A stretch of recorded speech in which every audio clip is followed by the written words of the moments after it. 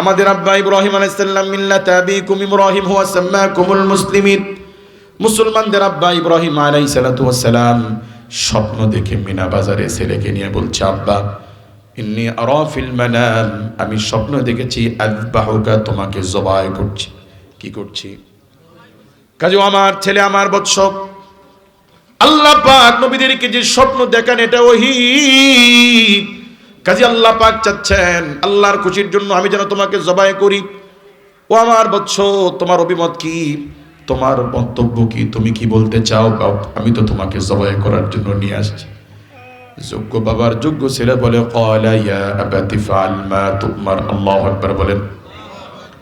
যোগ্য বাবার যোগ্য ছেলে বলে, আব্বা আল্লাহ পাক আপনাকে যে নির্দেশ করেছেন সেই নির্দেশ পালন করুন। সাতাজিদুনি ইনশাআল্লাহু মিনাস সাবিরিন। ও আমার আব্বা, আল্লাহ চাহে তো ইনশাআল্লাহ আপনি আমাকে ধৈর্যশীলদের মধ্যে পাবেন। ও আব্বা, আল্লাহ পাক যদি আমাকে জবাই করতে বলেন আমি ইসমাইলের কোনো আপত্তি নাই। আল্লাহু আকবার বলেন। মুসলমান আমাদের আব্বা আল্লাহর খুশির জন্য জমিনে সন্তানকে শোয়া আল্লাহকে বলতে পারতেন, আল্লাহ আমাকে নিয়ে নেন, আমার ছেলেকে নিয়েন না।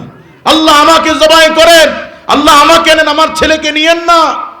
আল্লাহ চেয়েছেন, কোনো কথা নাই, আল্লাহর খলিল আল্লাহর খুশির জন্য জমিনে সন্তানকে শোয়া বারবার বারবার ছেলের গলায় চালিয়েছেন। আল্লাহু আকবার বলেন।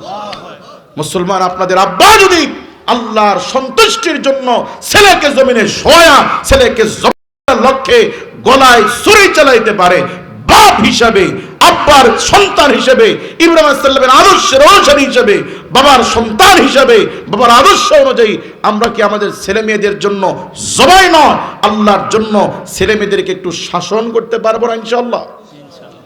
লিখে রাখেন, যে বাপ আল্লাহর জন্য কঠোর হবেন, শক্ত হবেন, আপনি যত মুরব্বী হবেন, বুড়া হবেন, আল্লাহ পাক আপনার ইজ্জত সম্মান দিন যত যাবে পরিবারের কাছে আল্লাহর আপনার ইজ্জত আল্লাহ বাড়িয়ে দিবে। বহুত বাপের অভিযোগের শেষ নাই। ছেলে কথা শোনে না, বউ কথা শোনে না, ছেলে বউয়ের কথা শুনে ওর মার সাথে ঝগড়া করে বাড়ি থেকে চলে গেছে, শহরে থাকে, গ্রামে থাকে না। এগুলো অভিযোগ আছে না নাই? অভিযোগ তো আপনি ঠিকই করছেন, কিন্তু এই ছেলের প্রতি আপনার যে হক ছিল আপনি কি সেই হক ঠিক মতো পালন করতে পেরেছেন? ওর কি একটা ভালো নাম রাখতে পারছেন? ওর কি আকিকা দিতে পারছেন? ওর কি কোরআন শিখাইতে পারছেন? ওর কি নামাজের জন্য মার দিতে পারছেন? রন্ধে রন্ধে আপনি বাবা হিসেবে যে দায়িত্ব ছিল কোনো দায়িত্ব আপনি পালন করেন নাই, তো এই ছেলে আপনাকে মারবে না তো মারবেটা কেডায়? কষ্ট পাচ্ছেন আমার কথায়? কি শেষ করে দিব? আপনারা মনে হয় আমার প্রতি রাগ করছেন। আল্লাহ আল্লাহ আল্লাহ, জি শেষ করে দিচ্ছি ইনশাআল্লাহ। মুআজ্জাজ হাজিরিন, কাজে আমরা আল্লাহর দ্বীনের জন্য একটু কঠোর হতে পারবো ইনশাআল্লাহ। আমাদের সমাজ পরিবর্তনের জন্য সবচেয়ে বেশি জরুরত হচ্ছে এখন কঠোর হওয়া। কঠোর না হওয়া পর্যন্ত শুধু ওয়াজ দিয়ে আমাদের ছেলে মেয়েগুলো পরিবর্তন হবে না। আল্লাহ আমাদেরকে একটু কঠোর হওয়ার তৌফিক দান করুন। বলছিলাম আল্লাহ পাক বলেন, ইন্নাল্লাহা ইয়া'মুরু বিল আদল, জমিনে ন্যায় বিচার করার জন্য আল্লাহ নির্দেশ দিয়েছেন, আমরা ন্যায় বিচার করব ইনশাআল্লাহ। আল্লাহ রাব্বুল আলামিন বলেন জমিনে আল্লাহ পাকের নির্দেশ ন্যায় বিচার করা। এই জন্য ইসলামী খেলাফতের শাসকগণ তারা ন্যায় বিচারের ক্ষেত্রে কোনো কম্প্রোমাইজ তারা করেন নাই। হযরত ওমর রাদিয়াল্লাহু তাআলা আনহু মসজিদে নববীতে নামাজ শেষ হওয়ার পরে জুমার দিন বললেন, আবু শামা কি আছো? বলে, বাবা আসি। মুসল্লিদের উদ্দেশ্যে বলা হলো, নামাজের পরে মসজিদে হদ হবে, বিচার করা হবে। উপস্থিত মজলিসের মানুষগুলো তারা আতঙ্কিত, কার বিচার হবে, কি বিচার হবে। নামাজের পরে হযরত ওমর রাদিয়াল্লাহু তাআলা আনহু ছেলে আবু শামাকে ডাকলেন, আবু শামা, গত রাত্রে তোমাকে ঘরে দেখেছি কেমন যেন একটু অন্যরকম মাতলামি করতে, তুমি কি নেশাগ্রস্ত হয়েছো? তুমি কি মদ পান করেছো? মুসলিম জাহানের খলিফার ছেলে আবু শামা বলেন, আব্বা গত রাত্রে আমি একটু নাবিজ খেয়েছিলাম। কি খেয়েছেন? জোরে বলেন। নাবিজ, নাবিজ হলো খুরমা, খেজুর পানিতে কয়েকদিন চুবিয়ে রাখলে এটা পচে হালকা মদের মতো হয়ে যায়, যেটা খাইলে মানুষের অনেকটা মাতলামি ভাব চলে আসে। আল্লাহর ক্ষেত্রে কোনো কম্প্রোমাইজ নাই। আল্লাহ পাক কোরআনুল কারীমে আইন দিয়েছেন মদখোরের শাস্তি ৮০টা বেতের আঘাত। কতটা?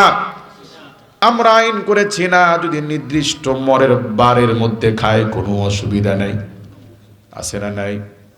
এদেশের কিছু আছে না নাই? আল্লাহ পাক জমিনে হারাম করেছেন নারী পুরুষের বিবাহ ছাড়া স্বামী স্ত্রী সম্পর্ক হারাম।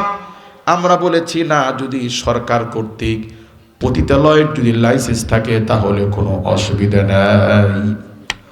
নারীত্বের বাংলাদেশে এখনো দেশে পতিতালয় আছে না নাই?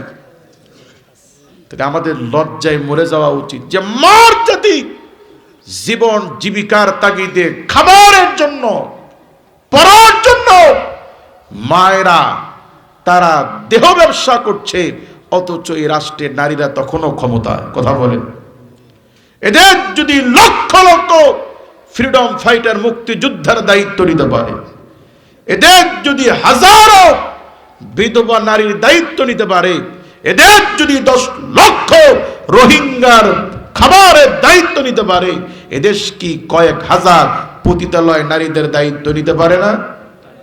আসলে পৃথিবীতে কেউ মানবতার দরদি নয়, মানবতার দরদি কেবলমাত্র তিনি যিনি মানুষকে তৈরি করেছেন। কথা বলেন ঠিক কি না? কাজে আমরা আল্লাহর দ্বীনের জন্য একটু শক্ত হবো ইনশাআল্লাহ। আল্লাহ আমাদেরকে তৌফিক দান করুন। তাহলে আল্লাহ পাকের প্রথম নির্দেশ জমিনে ন্যায় বিচার করতে হবে। কি করতে হবে? তাহলে ঘরে হোক, পরিবারে হোক, সমাজে হোক, রাষ্ট্রে হোক, আদালতে হোক, আমাদের ন্যায় বিচার করার দরকার আছে না নাই? হযরত ওমর রাদিয়াল্লাহু তাআলা আনহু নির্দেশ দিলেন যে আমার ছেলে আবু শামাকে বাঁধো। মসজিদে পিলারের সাথে হাত মুড়ি করে বাঁধা হলো। খলিফাতুল মুসলিমিন ওমর রাদিয়াল্লাহু তাআলা আনহু আল্লাহর আইন দিয়ে তার শাস্তি নির্ধারণ করলেন, ৮০টা বেতের আঘাত করা হোক। জাল্লাত দায়িত্বরত ব্যক্তি তিনি যখন পিঠে আঘাত করছেন, একটা দুইটা আঘাত যখন করলেন, জাল্লাতের মানের আঘাত দিকে খলিফাতুল মুসলিমিনের পছন্দ হলো না। নিজের হাতে চাবুক নিয়ে অর্ধজাহান রাষ্ট্রের প্রেসিডেন্ট নিজের ছেলের পিঠে তিনি ক্রমাগত আঘাত করা শুরু করলেন। 40টার মতো যখন হয়ে গেল, হযরত আবু শামার পিঠের চামড়া ছিলে, জামা ছিঁড়ে চামড়া ছিলে রক্ত খনন হতে লাগলো। এক পর্যায়ে রক্ত খনন হতে হতে আবু শামা তিনি বেহুশ হয়ে গেলেন। এক পর্যায়ে অতিরিক্ত রক্ত খননে হযরতে আবু শামা তিনি ইন্তিকাল করলেন। এখনো মার পরিপূর্ণ হয় নাই। মুসলিম জাহানের খলিফা হযরত ওমর রাদিয়াল্লাহু তাআলা আনহু নির্দেশ দিলেন তার লাশ নামাও। বাদন খুলে তাকে লাশ শোয়ানো হলো। গোসল দেওয়া, জানাজার নামাজের ইমামতি করে বাপ খলিফাতুল মুসলিমিন ছেলের দাফন সম্পূর্ণ করলেন। এবার তিনি জাল্লাতকে নির্দেশ দিলেন মসজিদ নববী থেকে ওই চাবুকটা নিয়ে আসো। চাবুক নিয়ে আসা হলো। ৮০টা বেতের আঘাত পূরণ করার জন্য যে কয়টা বেতের আঘাত তখনও বাকি ছিল, ওই বাকি আঘাতগুলো আবু শামার কবরের উপরে খলিফাতুল মুসলিমিন হযরত ওমর রাদিয়াল্লাহু তাআলা করেছেন। আল্লাহু আকবার বলেন। এরপরে তিনি আল্লাহর কাছে দোয়া করেন, আল্লাহ, আয় আল্লাহ, আপনি আমাকে যে দায়িত্ব দিয়েছেন, আল্লাহ, জমিনে ইনসাফ কায়েমের লক্ষ্যে, আদল প্রতিষ্ঠা করার লক্ষ্যে আল্লাহ পাক আমি কোন রকম স্বজন প্রীতি করি নাই। আল্লাহ ছেলের কারণে আমি যেন স্বজন প্রীতি মামলায় আপনার দুয়ারে যেন অপরাধী সাব্যস্ত না হই। আল্লাহু আকবার বলেন। কাজী এমন শাসক, এমন সমাজ, এমন বিচার ব্যবস্থাপনা তখনই আল্লাহর জমিনে আসবে যখন আল্লাহর জমিনে মানুষ কোরআন দিয়ে ন্যায় বিচার চালাবে। কাজে আমাদের আদল করা দরকার আছে না নাই?